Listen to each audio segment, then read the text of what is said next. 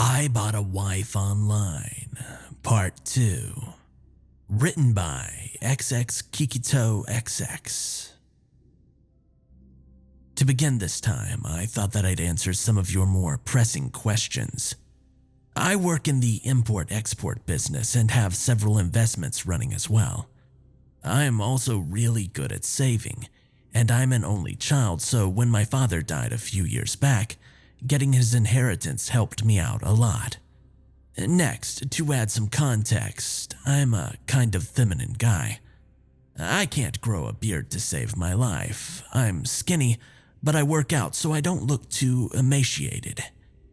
Basically, my friends have a running joke that I look like a twink. In the same vein, I also have a low sex drive to the point where I'm almost asexual. And yes, this has had an impact on my previous relationships. This is important to know because it'll explain the preferences that I set for my wife when ordering. I basically prioritized appearance above all, then intelligence, and sex was last out of the top 3.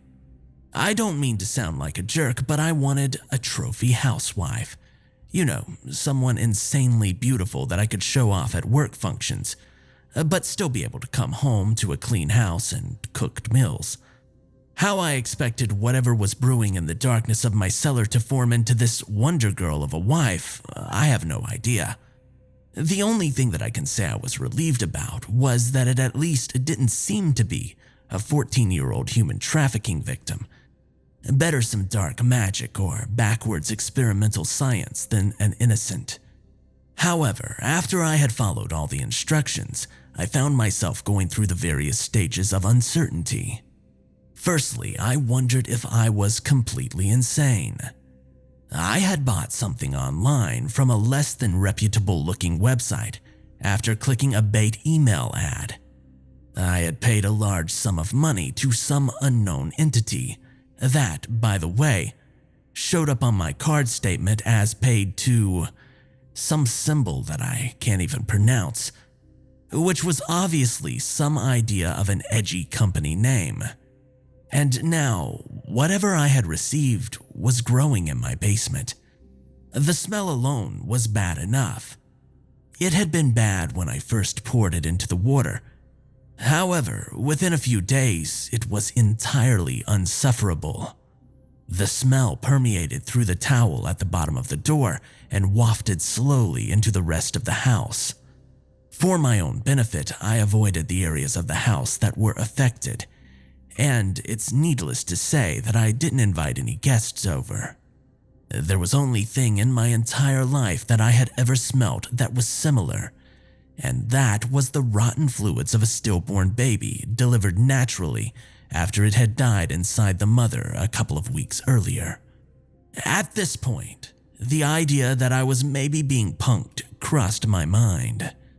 I had heard of people buying mystery boxes off of the deep web only to find chunks of dead animals and barbed wire inside, and I thought that my situation wasn't too dissimilar.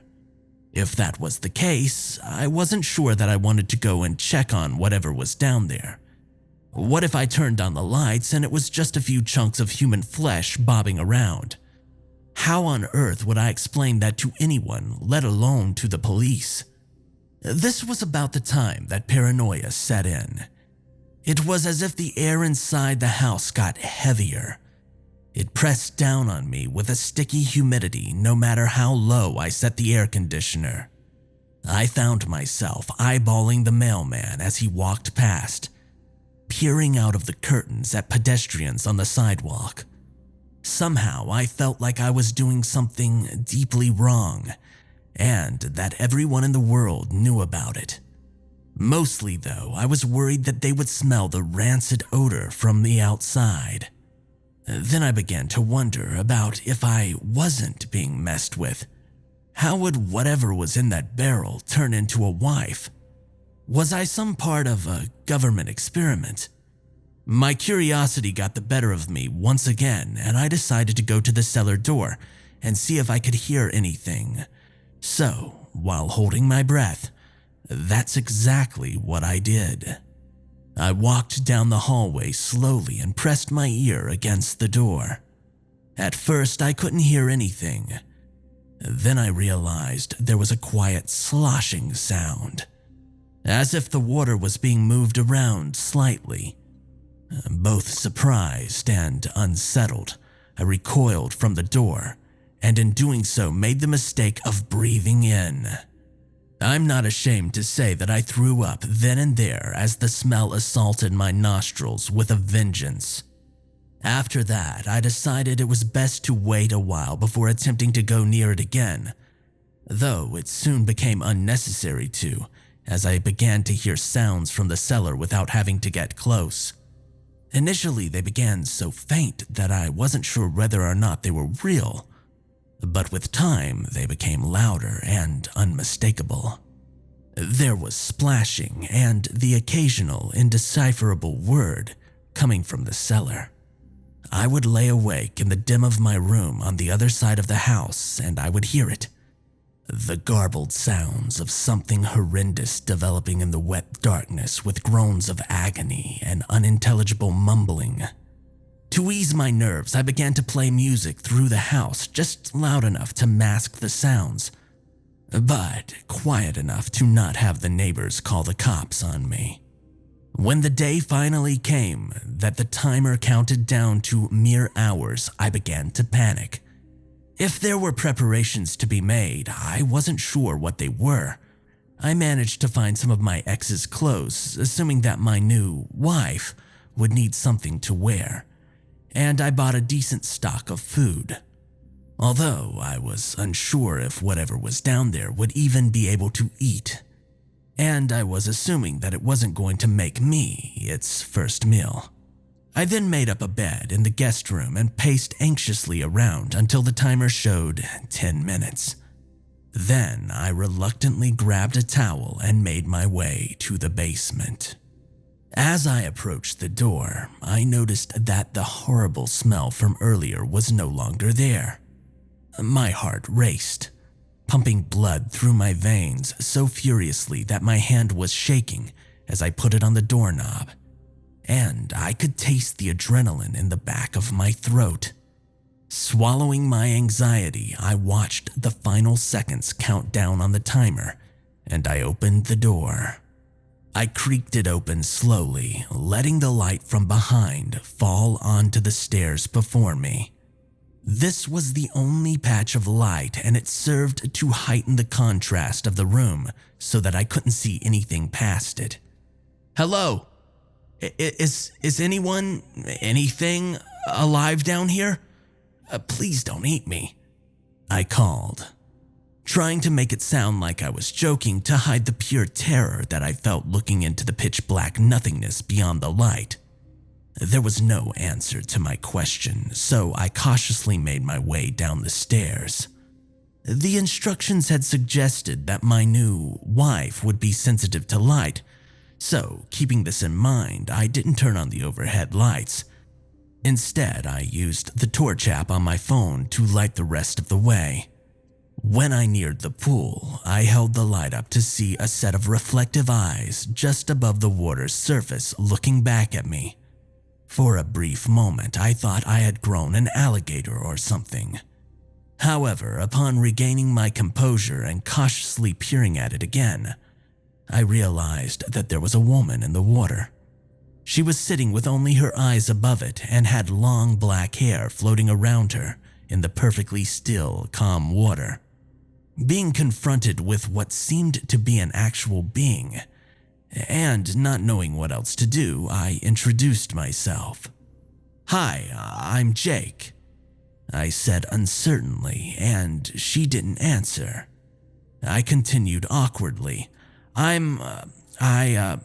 bought you." She still made no comment, only watching me with her eyes as I moved a little closer. Do you want to come out now?" I said. The instructions said. I didn't get a chance to finish my sentence as she started to get up. Picture this if you can. She was stark naked, uncoordinated, with seemingly disproportionate limbs, half crawling, half dragging herself out of a kiddie pool, like something from The Exorcist, slipping and crawling her way to dry land.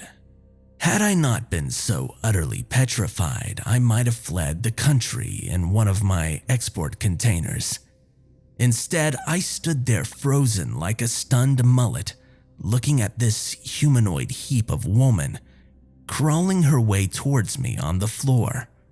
Her hair was long enough that it clung to her body, covering her shoulders and breast better than I would have expected it to. Not that it really mattered, as I was too horrified to really pay attention to her nakedness, past knowing that her skin was pale, and that the once clean water that was running off it had a reddish tint. As she reached me, she stopped by my feet and looked up at me, twisting her neck at a horrible angle to do so, before opening her mouth to gargle out a strangled-sounding Jake. I nearly gagged then. Bloody water dripped out of her nose and mouth through pointed shark-like teeth as she spoke and then reached up for me. Still in shock and not knowing what else to do, I offered her the towel. She didn't take it. She didn't even try to take it. So I awkwardly draped it around her and helped her to stand. Her skin was cold to the touch, smooth, almost reptilian, and she was comfortably shorter than me. This was only significant in that it had been part of the preferences that I had selected while ordering her. The comfortably shorter part, I mean, not the reptilian part. She had made no attempt to eat or otherwise maim me, and I started to lead her upstairs into the light. She squinted and blinked, turning away from the brightness with a low growl, so I quickly dimmed the lights. However, dim light was better than my phone's flashlight, so that was when I was able to properly see her features. Body-wise, she looked nice, hourglass-shaped despite her arms and legs being a little gangly, probably C-cup boobs. So nothing overbearing, and her facial features were generally Asianish. Dark, almond-shaped eyes with long lashes, petite nose and mouth. And as I looked at her, I realized that she actually resembled my ex in a weird, just grew this in my basement from a tub of unidentified parts kind of way. I mean, the match wasn't exact, but they could have been sisters or something. Other things of note are that her skin was even more pale than I had thought. I would even go so far as to say that it had an iridescent quality to its whiteness, and her eyes had no contrast. They were fully black. And when I say black, I mean extremely black, like oil where different colors reflected in them. Her toe and fingernails were much the same, oily black, but also long and curved like a predator's claws. Once we made it to the kitchen, I sat her down and asked, "Are you hungry? Thirsty maybe?" while offering her a glass of water. There was a long pause as she stared at me before murmuring something so quiet that I didn't catch it the first time. I'm sorry, what was that?" I asked hesitantly, leaning in closer to hear her better. Without looking away from me, she repeated herself slowly and purposefully. "Hungry," she whispered, her voice scratchy and dry. I felt my heart drop a little at that point. Of course my new wife was hungry. Maybe she'd like to eat my liver with some beans. If nothing else, I was pretty certain that she was about to demand that I sacrifice some virgins to satiate her appetite. But she gave no further instruction, so I did my best. The answer to my uncertainty came in the form of a grilled cheese sandwich, which she ate when I presented it to her, so I assume it wasn't not on the menu. To be perfectly honest, at this point I didn't know what to do. I hadn't truly been expecting a living being to come out of that drum of unidentified lumpy liquid poured into water and left stewing in darkness. Yet here she was. However, after eating, she looked tired, so I took her to the guest room and I let her lay down. She didn't seem to know what to do with the bedding and so ended up sort of awkwardly on top of the bed, where I folded the sheets over her. I left the room fairly swiftly after that, locking it behind me. To say that this wasn't what I had ordered is an understatement. It wasn't even human for all I could tell. In trying to get some understanding of what she was, I decided to go back to the basement and look at the water that she had been in. This time, I turned on the overhead light and went down to take a look. As I approached the pool, I saw that the water had settled into 2 layers. The top layer was mostly clear and it looked to just be water, while at the bottom, a thick reddish-brown sediment had formed. To see if there was anything hidden at the bottom, I decided to stir up the water with a broom handle and drain out as much of it as I could. Now, I would like to point out that the water didn't smell until I started to disturb it. Then I could smell that familiar pungent odor of something unspeakable rotting. And to my horror, I could feel the broom clattering against something on the bottom beneath the filth. Without thinking, I reached into the murky water to retrieve whatever it was, assuming something ordinary had fallen in at some point, only to find myself holding a bone. It looked like a human femur, and yes, I did throw up again. By the time the pool had drained, I had found a collection of bones, all of which I am sure were human. A dead crow, a variety of insects' husk, some waterlogged herbs that I couldn't identify, and, well, I'll spare you most of the details regarding how I disposed of all of these items, except to say that it wasn't easy. It took most of the night and I passed out right after. I woke up the next morning to the sound of my surround sound TV blasting out advertisements, and I sprang up to check the guest bedroom. When I reached it, the door was open, the lock was broken, and she wasn't anywhere to be seen. To say this was unsettling was an understatement. I took the umbrella off the coat hanger in the hallway and I made my way towards the sound of the TV. As I approached, I could hear talking. Not just from the ads, but more like talking as if someone was trying to do a voice check. The pitch and tone would change as words were said in different orders. It sounded similar to a deaf person speaking, only that the words were becoming clearer with repetition. I made my way through the kitchen and saw in the sink that there was a mess of blood and teeth in it. Unsure of what to make of that and entirely unable to process it, I mostly ignored that detail, and I continued on into the home theater. When I reached it and rounded the corner into the room, I saw the person speaking was her. From what I could tell, she was practicing speaking, and when she noticed I was there, turned to face me with a crooked kind of smile. To my surprise, her teeth were normal, and suddenly the mess in the sink made a little more sense. Had she pulled them out and grown new human ones? The next thing that I noticed was that her skin tone was more human, no longer incandescent. In addition to this, her limbs were now proportionate, her nails manicured, and her eyes weren't fully black anymore, though the irises were still a little too big. Good morning, she greeted me, though looked puzzled as to why I was holding the umbrella. The most important meal of the day is prepared, she announced, gesturing towards the table, where there was a bowl of cereal, overfilled with milk, waiting for me.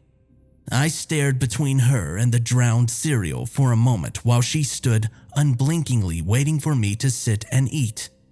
Not wanting to anger her, I did sit and poke around at the soggy breakfast, but she didn't seem to mind as she turned back to the TV.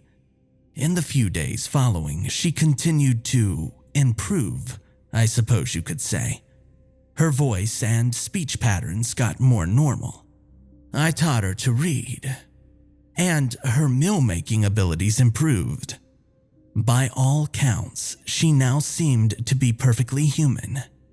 I haven't told any of my friends about her yet, but last night was the first night that we shared a bed. We didn't do anything, if that's what you're thinking, so I can't comment on that. However, I will say that she smells amazing. Her hair, her skin, it's indescribable. I think I love her. I find myself forgetting what she started out as. That's why I thought it was important to update this. She's just so alluring now. I want to do things for her. I don't want to go to work so that I can spend more time with her. My phone keeps ringing, but so far I've been ignoring it. Last night, I just stood by it, letting it ring out. I did listen to the voice message, though. It was Braden. He was complaining about having not seen me for a while, and was apparently calling to let me know that my ex, I forget her name now, has been reported missing.